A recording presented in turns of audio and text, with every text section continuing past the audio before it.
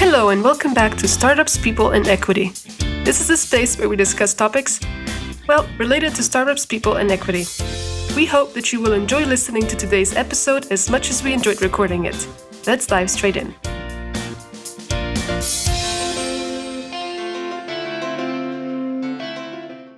It almost feels wrong to introduce Jabu based on her CV, as she's been so much deeper with us since we've been introduced. Nevertheless, if I was a listener, I'd also be interested, so I'll give it a go.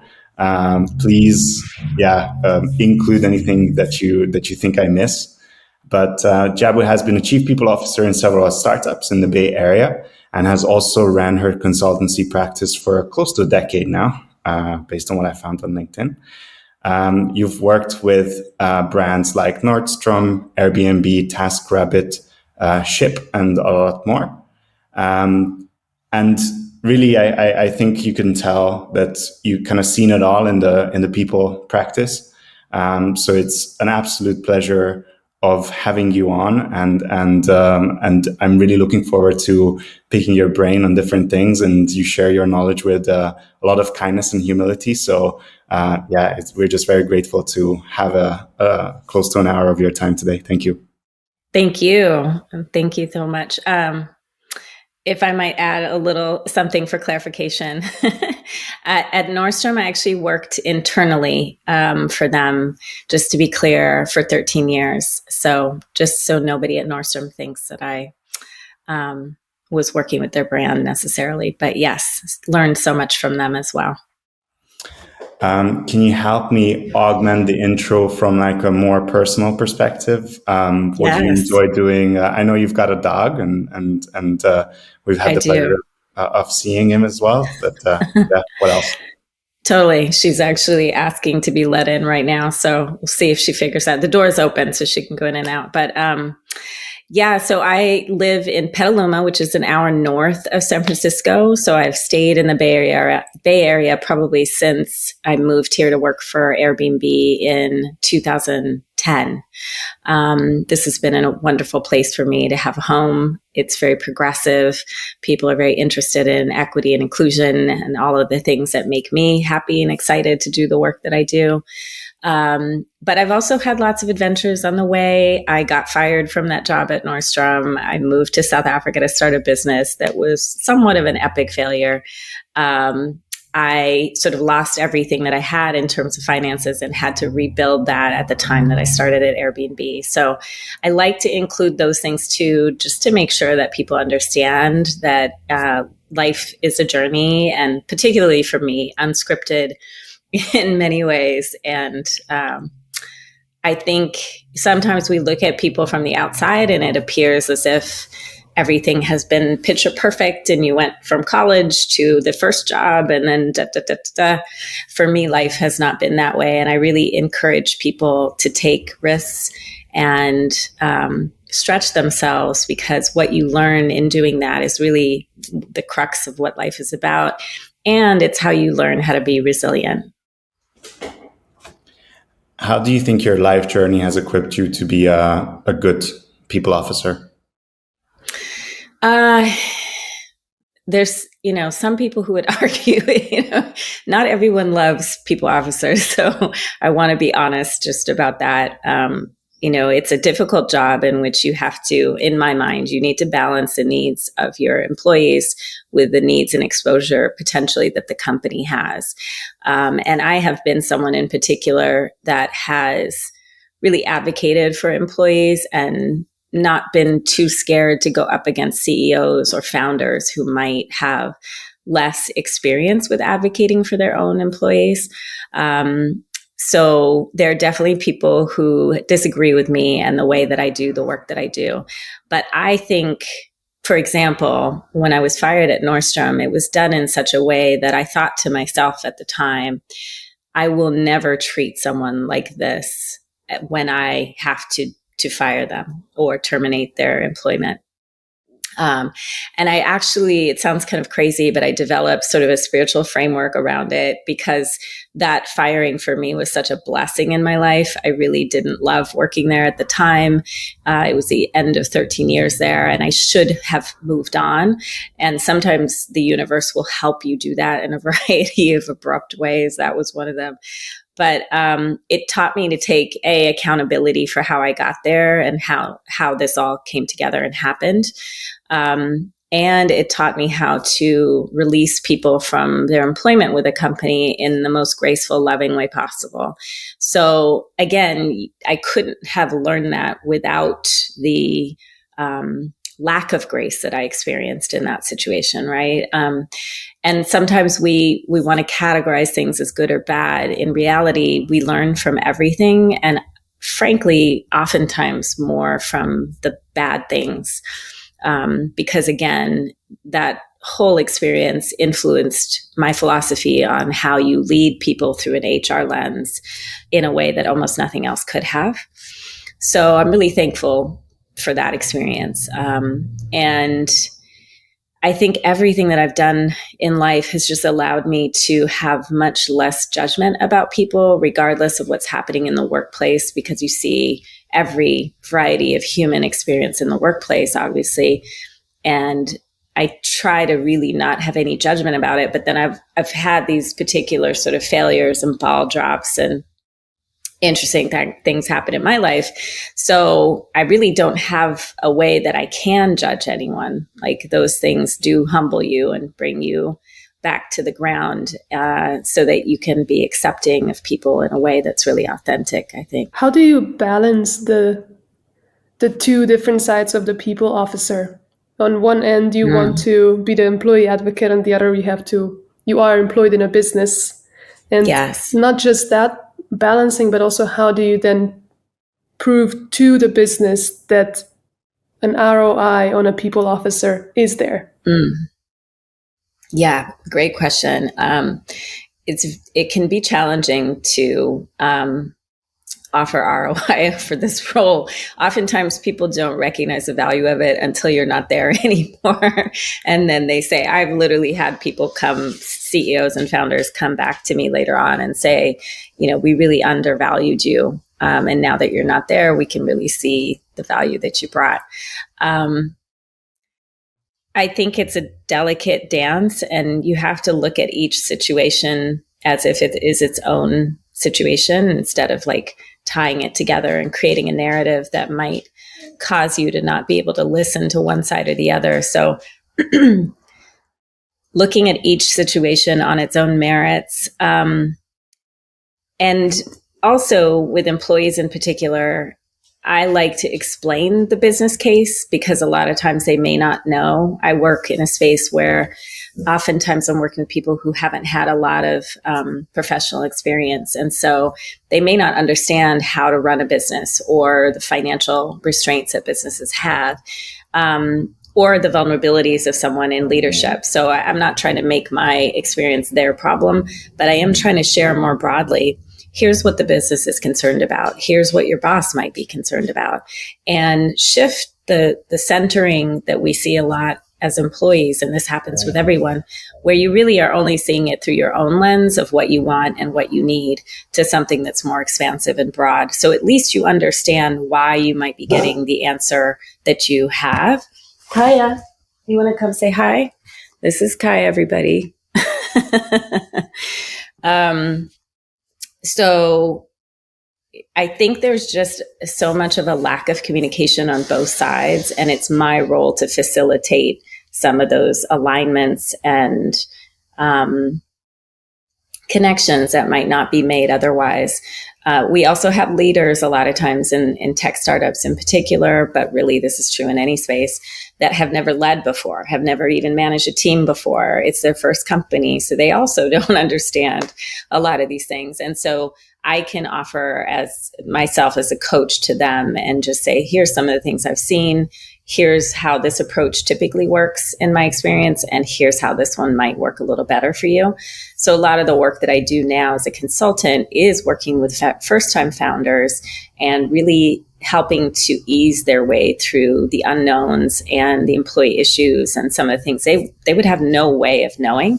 So no one's at fault in these situations, but proving the ROI really sometimes depends on the leader of that company and how much they value expansion, growth, vulnerability, transparency, authenticity in the workplace.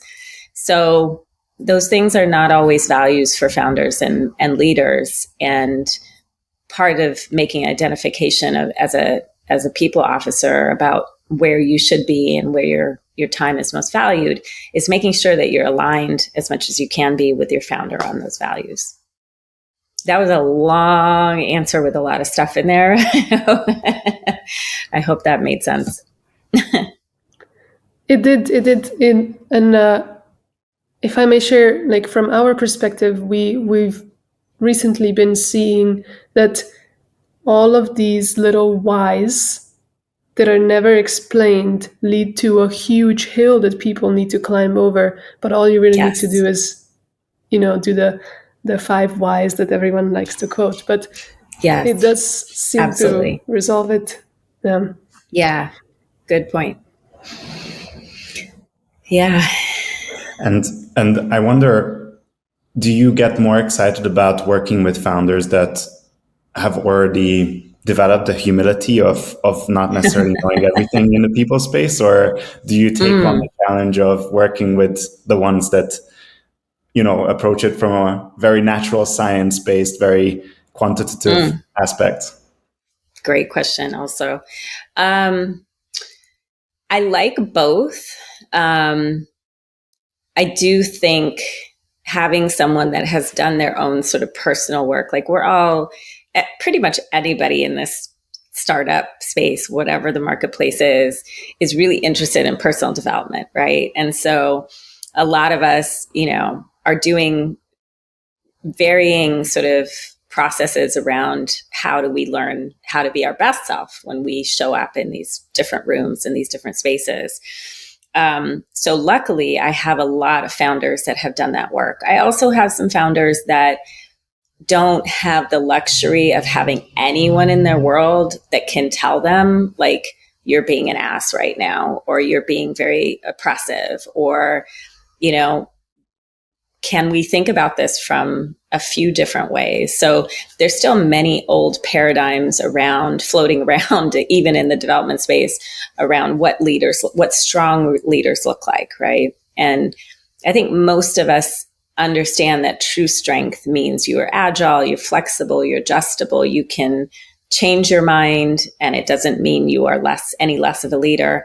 But there are still plenty of folks out there that have this sort of alpha mindset around how they want to dominate a space and come into a room and take control. And not all of that's bad. Some, that language sounds kind of aggressive, but there are times where you do want to have some control over a conversation to benefit everyone in the conversation, particularly from an HR lens. But on the whole, I think leaders serve themselves better and their employees better if they are more grounded and humble and can listen a little bit more. And I struggle with this also because I have plenty to say. I think I know everything. But the more humble you can be, the more listening you're doing, the more questions you're asking, the less likely you're going to get yourself into a position where you kind of regret being hasty or, speaking to someone in a way that is shaming, or some of the things that I have had CEOs in contract with me do. And some of them get it after the fact, and some of them have a personal identity where they can't afford any sort of dissonance. So they have to actually make excuses for that behavior and then thereby continue it. So that's kind of the nature of the world that we live in. But I think overall, there's so much progress in terms of the types of leaders that we see out here in the world. And there's so much to look forward to. The fact that people hire me to work with them is like amazing to me every day. So people are really open to learning and hearing different perspectives on the whole, I think. What type of questions do the leaders come to you with? Ooh, yeah, so many different questions, but I will admit I go through like call them seasons, but I'll have seasons where for whatever reason, I'm sort of attracting a lot of founders who are in crisis and they want me to come in to help support them through the crisis. So crisis can mean, listen, we hired inclusively and we have this amazing, beautiful team, and 2 of my African-American employees just quit without notice and wrote me this long letter that told me how poorly they feel they've been treated, or went to Glassdoor and put that publicly out to the world. There's a lot of companies who will build their teams without an HR resource, really underestimating how difficult it is to design, grow, and scale a culture. So they'll, for example, we see a lot of this in my client companies like recently, where they will have invested in a chief of staff, which is sort of like COO, executive assistant, knows some finance, knows some operations, and might have some exposure to HR and recruiting. But that's not a HR person, or it's not, we have different titles for these things now, people operations, whatever you want to call it. But someone who is firmly rooted in the nuances and subtleties of communication and how people talk when they're in a position of power versus when they're not. Things like that. Because most of my founders think of themselves as very nice, approachable, charming, charismatic people. They're able to convince people to give them tons of money, and they think that that's going to also work with their employees. And what they don't realize is that is a very specific set of skill sets, and certainly admirable and necessary for the company, but it actually doesn't speak to your leadership or management skill sets or a more authentic way of communicating with people. And employees tend to read that really quickly, and then you've lost their sort of belief and faith in you. If you compound that by not having someone on your team that can say, whoa, let's tap the brakes, let's just think this through, let me get their perspective, get yours, and we'll meet in the middle if we can, then they've left themselves really exposed in a lot of ways. And the results of that are so unnecessary, because you just...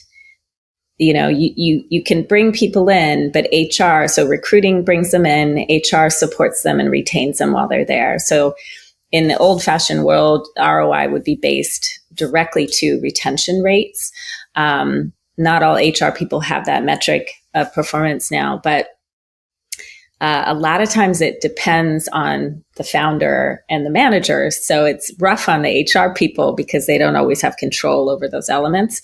But nonetheless, you should have someone there whose main job and focus it is retention and making sure that people are not happy, because you can't make people happy, in my opinion, but that they're getting the support that they need to do their work really well and have an integrated lifestyle.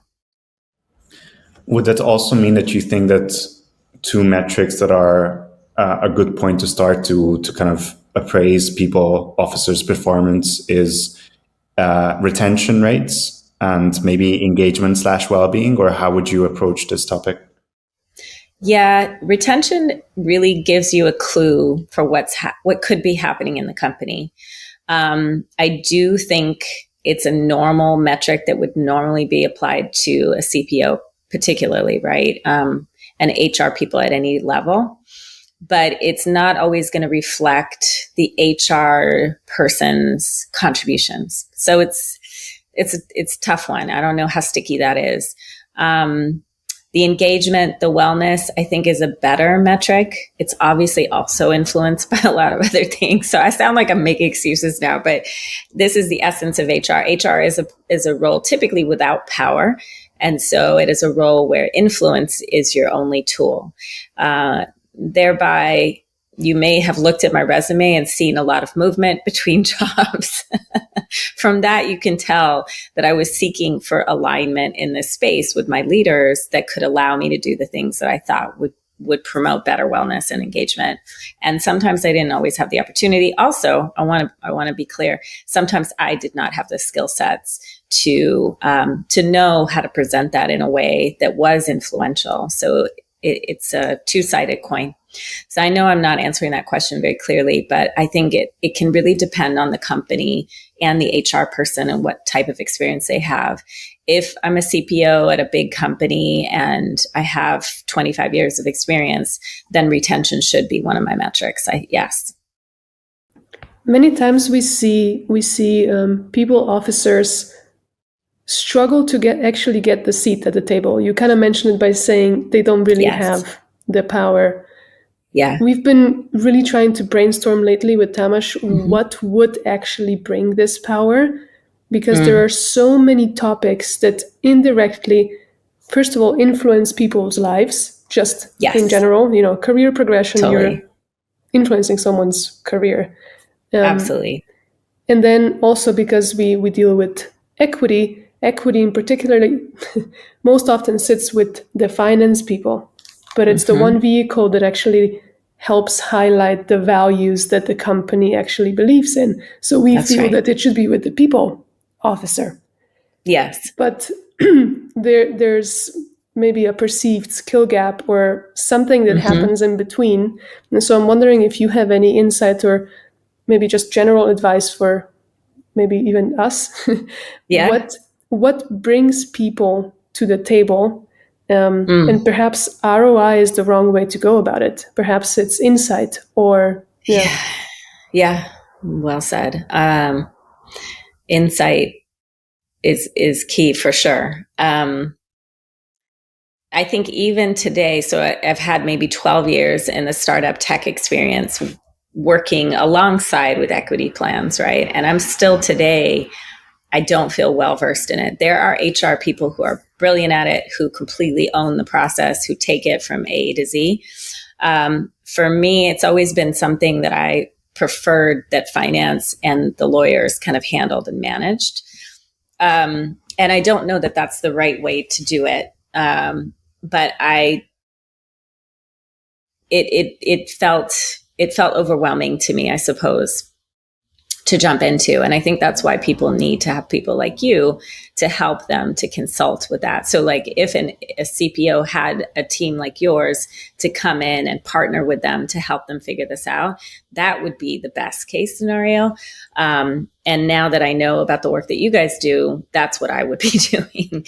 And then partnering with finance and the lawyers as opposed to handing it over. Because I think the key to sitting at the table is typically that's not fair either. That's not true. Sometimes we are invited to the table just by virtue of having the role, but you got to step into the room and sit down.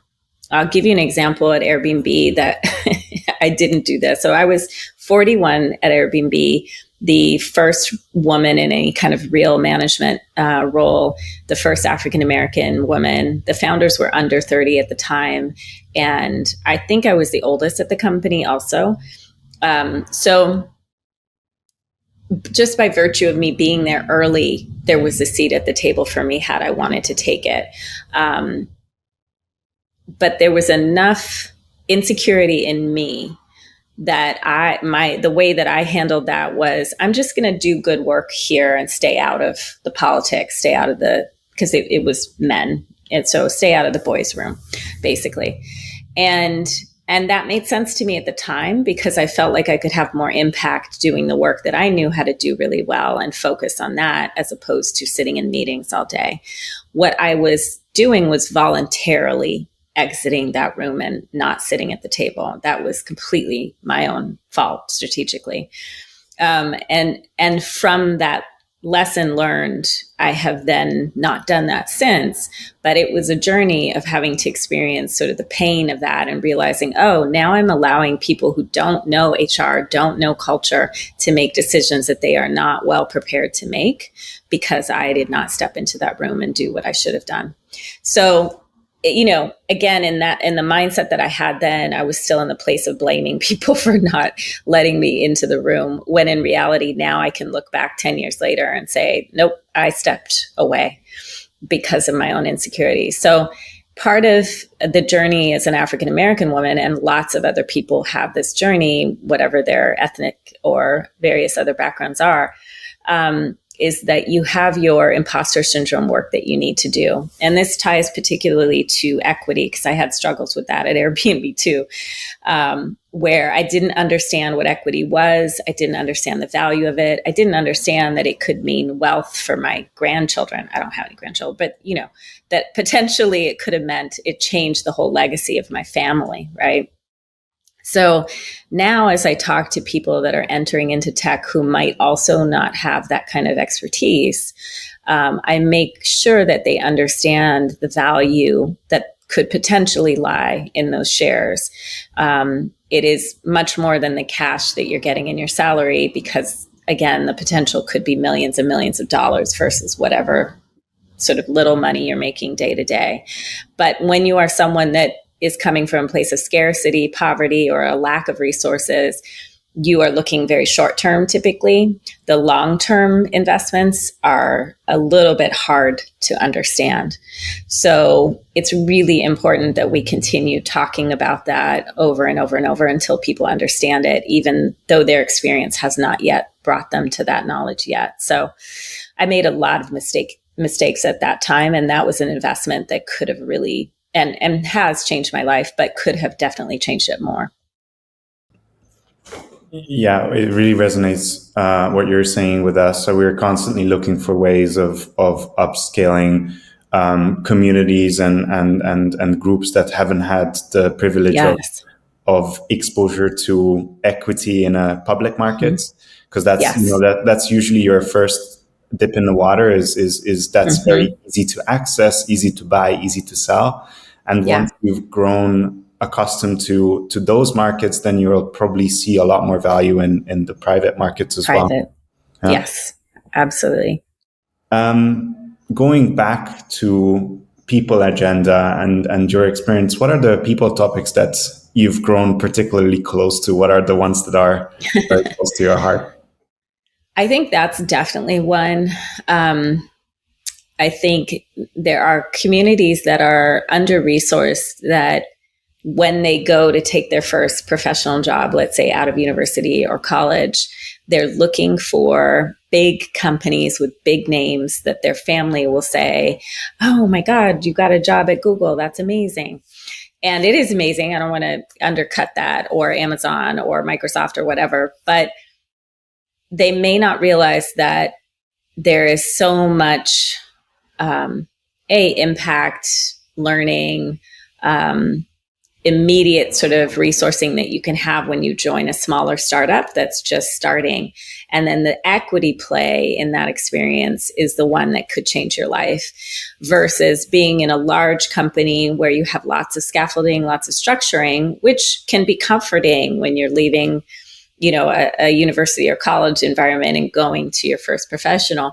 But you may have less ability to make decisions. You may be introduced to politics and things that typically are part of like a bigger company or corporate company experience in a way that is distracting from your own growth. Whereas in a startup, you're kind of thrown into the fire and you're sinking and swimming all at the same time and burning. And the year that you spend in a startup really can represent 10 years in a corporation. So it is the opposite of what we're taught about being safe and being smart and making these plays that make sense on paper, because it won't always make sense to join a startup when there are 5 people. But, I know people that were the 5th hire at Yelp, for example, and their whole lives changed as a result of that, and their children's lives will be changed by that, their community's lives, because these are very generous people typically. And so there's so much to be gained experientially as well. It's not always about financial wealth, but it's also about the knowledge that you gain. Being able to run a department on your own is a very scary thing, but again, it catapults you experientially.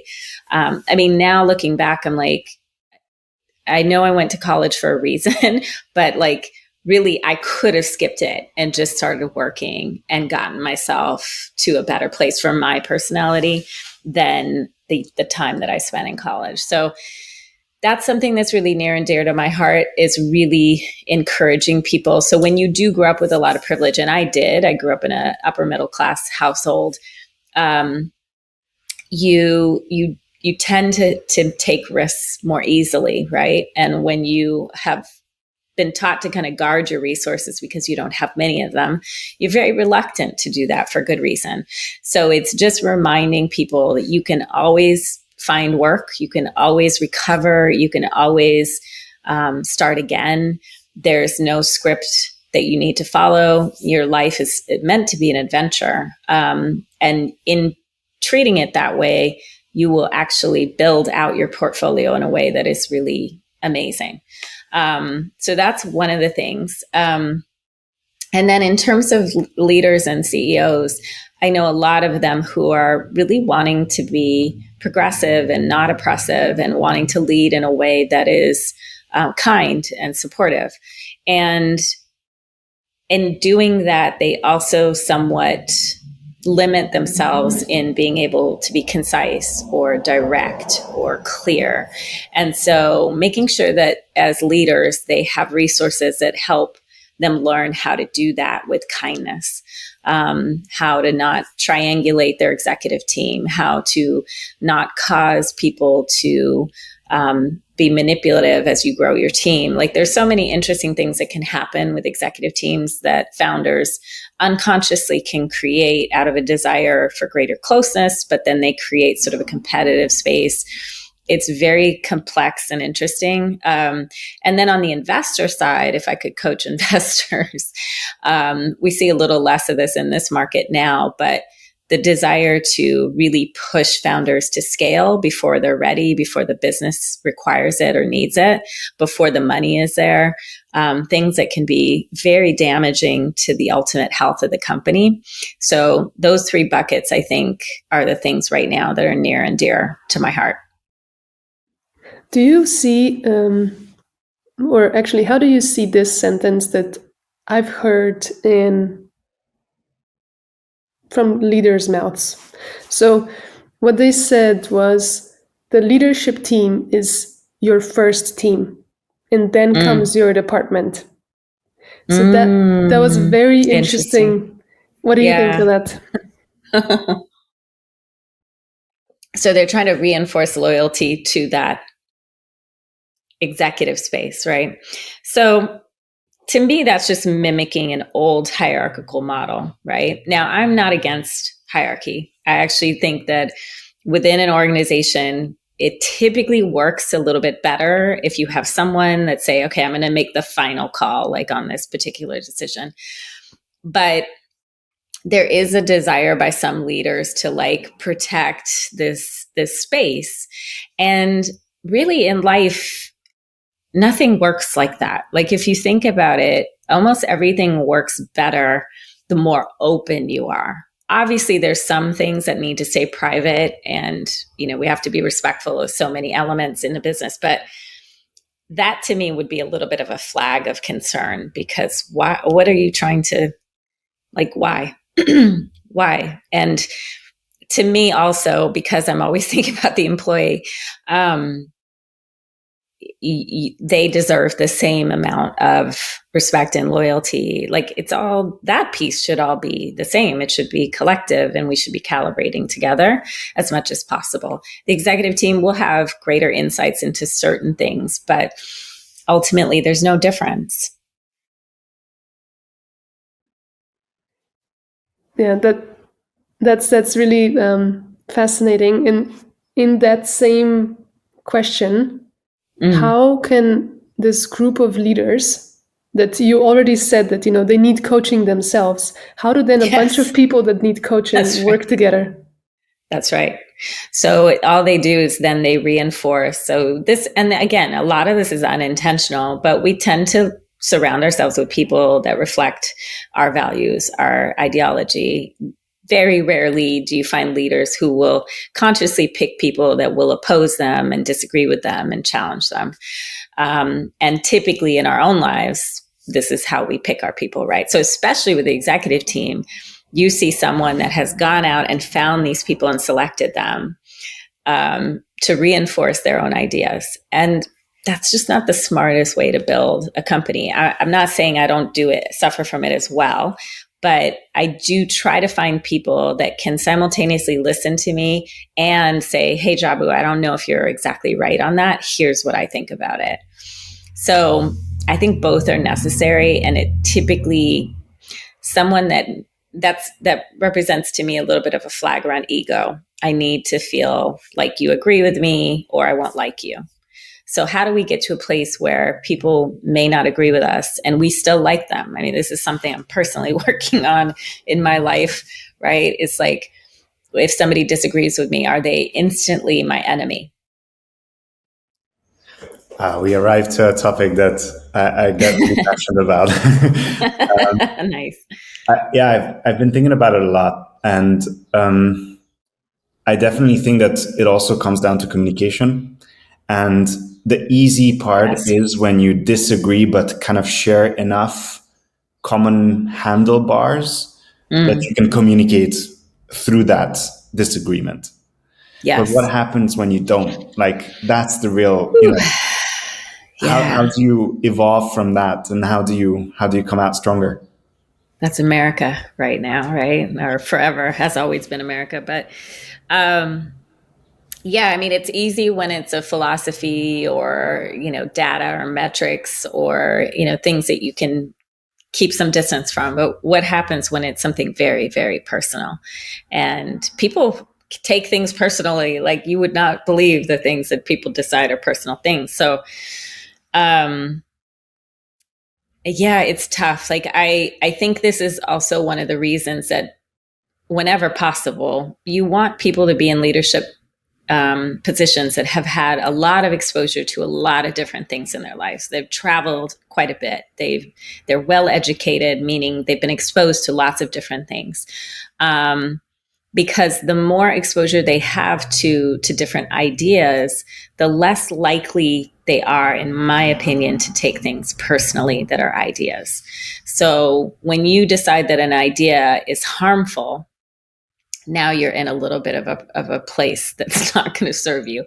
And yet there are ideas that are literally harmful in our world, right? Like with politics or with things like that. So it's difficult to detach from that.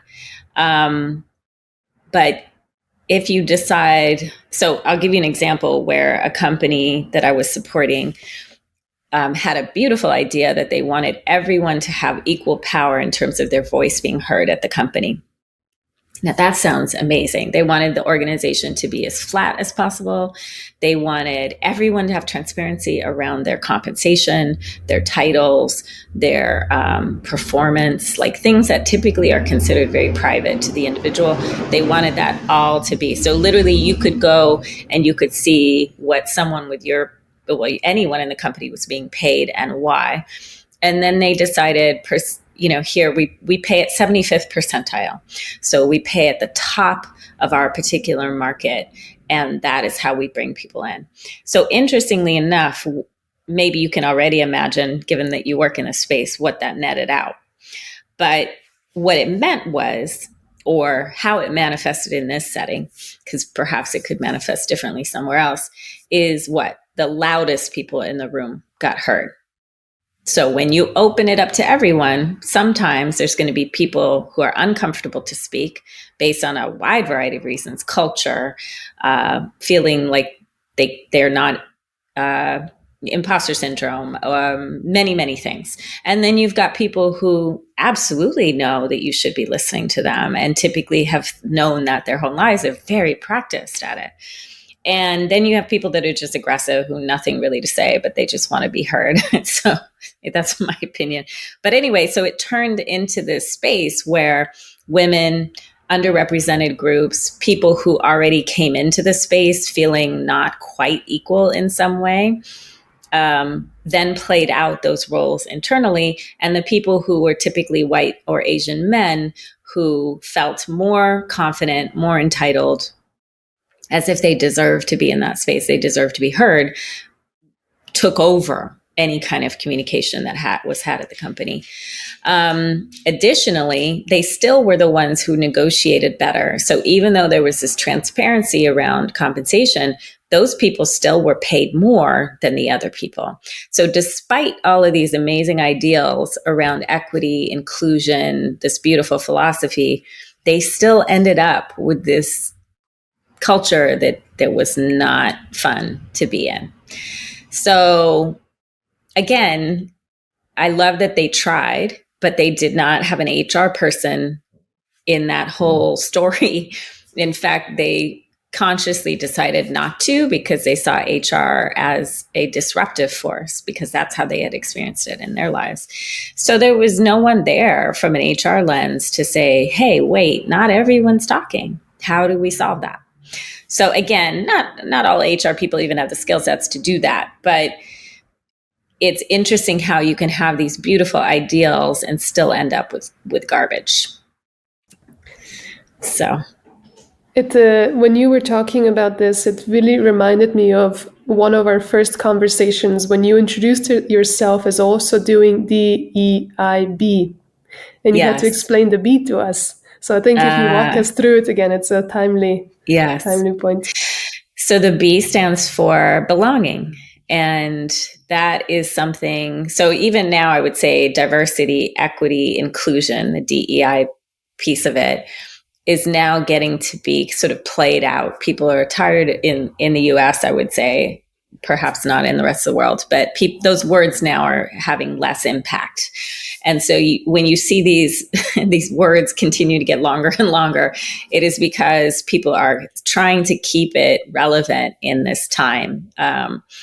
And belonging was one of those key words that seemed to capture what the other words had not. The interesting thing about the word, obviously, is that it has to come from both sides in a way. So there has to be space made, support provided, inclusion in action. And then the person receiving that has to also lean in and feel as if they belong.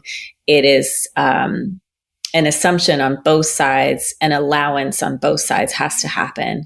And that's the piece that only happens through practice on both sides. So again, you have this beautiful philosophy. In practice, how is it working?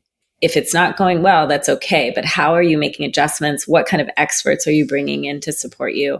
Founders and CEOs are responsible, I think, for going out of their way to find resources of the type that you and I offer to our clients. You're not responsible for knowing it all. There's no way that you could, but there's legions of people out here doing amazing work to try to help you. I want to zoom in a little bit about compensation. We talked about equity and we touched on compensation throughout the conversation, but do you think that there is a right compensation strategy, or what are the attributes that would mean that one comp strategy is right for you? In particular, I often hear startups say that we pay below the market, or they sometimes even argue that there are two markets. There are the people that would go and work for Google, and that there are the people that would only come and work for us. Yes. I've probably heard and probably said both those things at some point, because there's a little bit of snottiness around those two buckets, right? Well, I'm the kind of person who is an early stage startup person, and you're the kind of person who goes to Google. So there's a hierarchy within everything, and that's one of them in Silicon Valley for sure, and other marketplaces where tech lives. But I've seen everything. I've seen people who want to pay the same rate across marketplaces. So if there's an engineer in India, they're getting paid the same amount that an engineer in San Francisco makes. And that is their commitment to equity.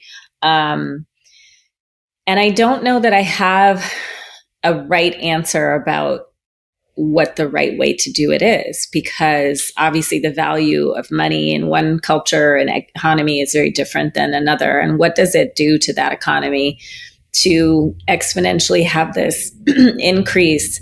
What does it do to the community? And again, you could say, well, that's bullshit. You don't want to pay people equitably. But I do think there's an interesting story where you look at kind of what we've been talking about, which is, I have this saying that good intentions are not enough, but like you look at what your intention is, and then you try to think downstream, how will it affect everybody that this includes and involves? You can't answer everything or solve for everything. I do think that the main point is that you try to be different than other things have been presented.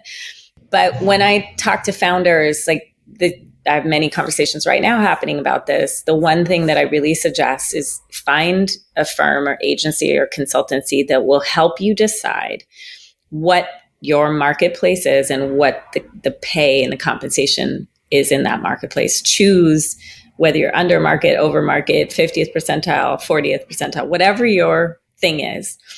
And then build ranges into that based on people's experience, junior, mid, senior. So very basic stuff. But again, so when I go to have a conversation with a candidate about how much do we pay for this role, I can be transparent with them and say, listen, this role pays from here to here based on how much experience you have. Given that you have this much, you will equal to this. So, we have this thing, Americans like to talk about meritocracy. Rich people in particular like to talk about it, I find. But we don't have an even playing field here. And so it's meaningless without that. There are just inequalities that make it harder for some and easier for others. So how do we address that in the companies that we build? You could say, oh, Jabu, I can't, and I don't want to, a lot of founders come from finance backgrounds where they may or may not feel responsible for making changes in that structure. The structure works for them. It's worked for their people. Why wouldn't you use it? And then you have other people who come through the same system who are very clear that it does not work and they want to do something different. So the first step, though, I would say, if you don't have a grasp on what you want your philosophy to be, is to pick one, be really clear about it, and do it really early. It should be one of the first things that you do, rather than people typically do it at 100 people or something. When you've already hired this whole legacy group of people, particularly your executive team, and you've paid them probably above market in some ways, whether that's with equity or cash or both.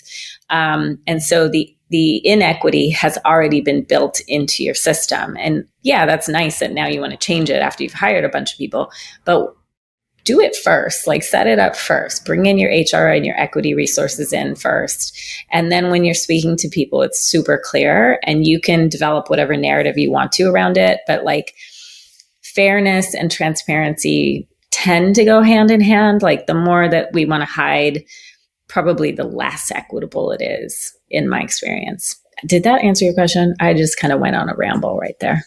I think so. I do have a follow-up, which is there are kind of at least 4 very distinct players in the space: employees, maybe we can treat execs separately, founders, investors, general society, and maybe regulators. Whose responsibility do you think it is to create these fair practices internally to a startup? So it's always going to land ultimately with the founder. There's so much pressure that founders get from investors. Investors typically come from finance backgrounds or backgrounds that are completely unconnected to the companies that they're investing in. They typically have no HR background or negative HR experience, because in finance, HR does not play usually a very strong role in developing the culture there.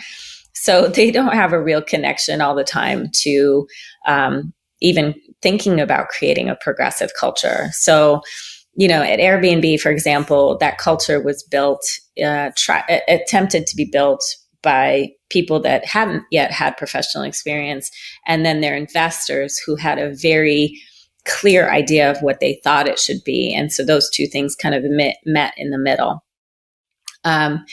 And that's typically the experience for a lot of first-time founders. So as a founder, you have to develop, and this is something I coach my founders on a lot, is how do you push back against these people that invested millions of dollars in your company you feel beholden to, and they seem to be like so intelligent and smart about the investments that they make, like they've won so many times, they must know the right things. But is it possible that they don't know anything about some things? They're really good at some things and know less about others. You must push back when you're developing those relationships, even if you value their expertise in some areas, and just say, thank you so much.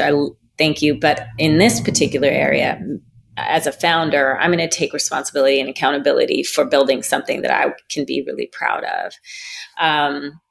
It's not easy. Like, those pressures are intense. And when you have people complimenting you, telling you that you're the smartest thing that they've ever come across, it's very heady and addictive. And you can start to, we call it drink your own Kool-Aid. I don't know if you guys know that term, but it means you're believing something that is not necessarily true. It's like your own branding. You're now believing that you're the shit, and you may or may not be. So it's really important to always keep people around you that can reflect honestly and truly, like, okay, yeah, I like you, dude. You're a smart guy, but you don't know anything about this space. Here's what I would offer to you. And make sure that you're still able to listen. Like, people who say no, I was talking to someone yesterday and I was like, hey, have you thought about doing this one thing? And he was like, no, I'm not going to do that. It's not worth my time. And his boss was asking him to do, it was very simple. Like, can you send an email update once a week? But he was just like, no, that's more work for me and I'm not going to do it. And so right there, I see his whole life. I see his whole life flash before my eyes, because that no and that energy and that attitude has now defined him. Like, he's now sabotaging his own growth, his own ability to move forward, the very thing that he wants, because he's unable to consider doing something a little bit differently. How much of your leadership coaching is solving interpersonal issues? Oh, most of it. Most of it. That is the bread and butter of what I work. Because really, this is all that consumes us in life, I think. And maybe particularly in this space where you have really big personalities. You have people like, the very qualities that allow someone to give you millions of dollars are sometimes the same qualities that impact your ability to be a good leader. So just because you're able to charm people and convince them of something, and does not mean you know how to do anything else very well with people. It's a sales job, right? So nothing against salespeople, but that's just one particular type of personality and characteristics and skill sets. There's a whole backside of the house. And I think it's just important. It's not important that you have all those skills. It's just important that you know what you have and what you don't have, and that you know where to get other people who have the rest. So I'm not a big believer in making people stretch to do things that they're not good at. I just don't see that work too often. I say better understand your weaknesses and then make sure that they're covered. Very similar question, but very particular into the people officer space. We see, I think it's trending. More people want to be in HR and people. Yes. What would you say that the skill that are like, the fundamental skill, kind of you described the leader of getting the investment and so on, is of a people person? Ooh, good question. Some of those same attributes, but the most important is that you have to be able to convince people that you're trustworthy in all of those buckets that Tomas mentioned, like to investors, to the executives, the founders, that you're essentially helping them with their baby, to the employees who are not going to trust you from the get. So like, I have tons of experience working with people who initially are like, this woman is out to get me. Like, literally, that's what people think about HR. That if I'm asking to speak with them, I'm either wanting to fire them or catch them in a lie or something. So very negative perceptions. And so I have to be able to sit with them, and something about my energy, the way that I speak, has to be able to let them know that I'm always honest. I'm representing two sides here. I'm not your therapist and I'm not your lawyer, so nothing can truly be confidential. But my job is to try to help you enjoy your workday better and get the results that we need for the company and help you understand what your particular leader or boss or what have you wants. And hopefully that we can have fun doing that. So that's, again, I'm sure you've heard that we communicate less through words than with energy. Everything's energy in theory. And so it is something about yourself, like the truest part of yourself, that you have to be able to communicate. And part of that is, as a people person, I think you have to do the work yourself that I've sort of described that CEOs need to do. But you also have to know your own strengths and weaknesses. You have to know where you have an inclination to make judgments that may be biased. I mean, we all have bias, but you just have to know yourself so well that when those elements pop up in a conversation, you can push them to the side and stay present with that person. And I think that's what people respond to more than anything. So I see people who get into HR who are administratively minded, which is one type of HR. I see people who get into HR who now, especially because it pays more, that are choosing it strategically that way, but they don't have a passion for it. And they don't really like people, believe it or not. So there's lots of interesting people, and this is true in every role, but I think fundamentally having a deep love for people and enjoying the idiosyncrasies and vagaries and differences that people have, and sort of honoring those and protecting them is key. So, for example, CEOs having me review a goal-setting document and it's too heavy, it's too much. Like, people can't focus on all these different things plus do all this work for you. So how do we make it lighter so they can stay focused and deliver the results that you want? Someone needs to be in that conversation to kind of save people from each other. But it's the development of that insight instinct is also what I know operationally to be successful. So it's a combination of my ops experience and my HR experience and my ability not to be scared to say that to a CEO who thinks they're right. So many elements involved, and I'll be 53 this year. So the person that I am now is not the same as the 23-year-old I was when I started in HR, and I would have never approached these topics, but I still had a sense even back then of like right or wrong, right? That's the basic that we all have. So when I look for HR people for my own teams, I look for people who care about other people fundamentally. Two things you said. So one is don't drink your own Kool-Aid as, this almighty founder. Yes. But who's going to tell you that? Sometimes they look externally for a coach like yourself, but who are you as a person? You're a very experienced people person. So if they could lean on their internal people person when you develop them, maybe that's the loop that closes the ROI loop, because then that's the indispensable person. Yes. I would say, though, most founders who hire very junior HR people are not looking for someone that will confront them. They want an administrator who will do what they tell them. So, yeah, it's an interesting place, right? It's like so much, you can see so much, and they will say, oh, no, I'm just trying to save on costs. But like, this is about your people. Like, this is about it. That's like everything, right? So invest wisely and find people that are strong enough to really be able to, which doesn't necessarily tie to experience. I want to be honest. Like, I've met brilliant people who don't have a ton of experience who are great at this, but sometimes those two things correlate.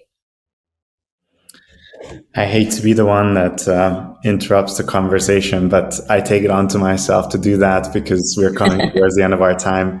I think what has happened really well in this episode is that, and then what I've enjoyed in our previous conversations is that you so naturally share your experiences that you can almost feel like you very much know you. Of course, like you can't do that in these short conversations, but it definitely creates a very safe space to reach out and to ask for more time. So if there's anyone in the audience, then I think they should go ahead, and you've always been very helpful with us. So thank you for that. Thank you. I love hearing that. Awesome. Well, thank you for your time, Jabu. Hope for many more conversations, and we'll keep in touch. Sounds great. Thank you guys both. Such great questions. I love talking with you. Hope to do it again sometime. Thank you. Thank you, Jabu.